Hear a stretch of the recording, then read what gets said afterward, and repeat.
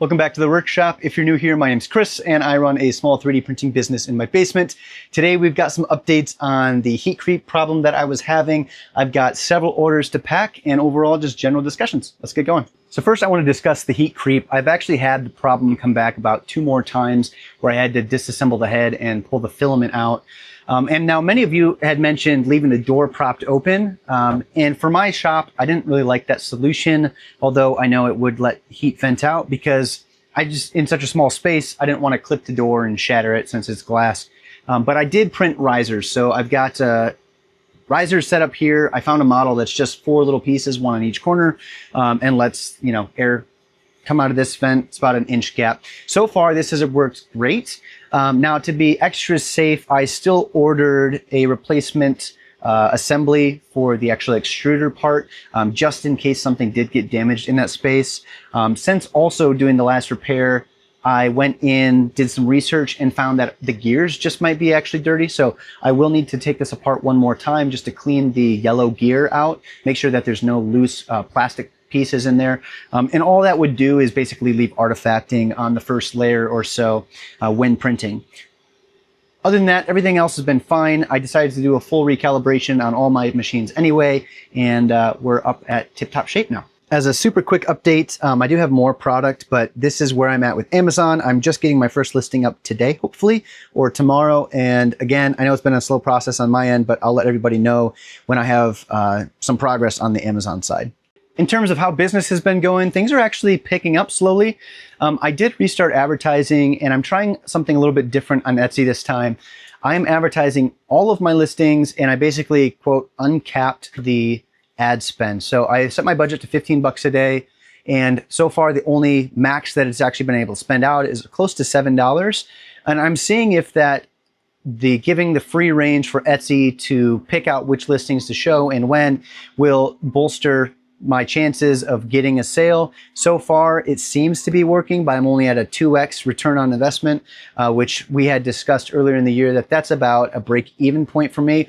But I have seen some sales come in that have not been through ads that very well could have been from the visibility and the awareness that the ads are creating. So to be determined. I'll give everyone updates on that in the future. Nonetheless, though, all of these slips are orders that I need to pack and get prepped for shipping. I'll bring them to the post office tomorrow. I had a couple hoppers in white, which is interesting. I normally don't get white hoppers, a coffee scoop, and then also a coat hook, which I'm excited to get this out.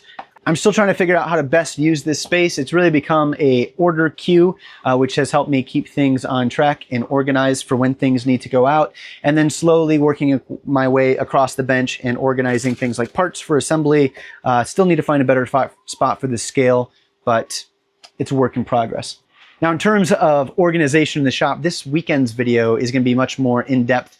I'm going to be rebuilding the actual spot for where my printers go in preparation to eventually have 4 P1Ss, and I need to find a way to fit them all in that small area. I think they just fit, but I'll need to rebuild and create that structure to do so. The other part of my strategy is I'm going through all of the products that I've designed, and I'll actually be making a list of products I need to add to Shopify and Etsy. I've actually had a few people reach out from my YouTube channel asking about, hey, is this for sale still? Because they're looking on my Shopify site, but it's a physical product that I only sell on Etsy currently. So to fix that problem, I'm actually going to be moving and adding or duplicating all of my listings from Etsy over onto Shopify. So that way, if somebody comes across a product they like, they can buy the physical thing from my website.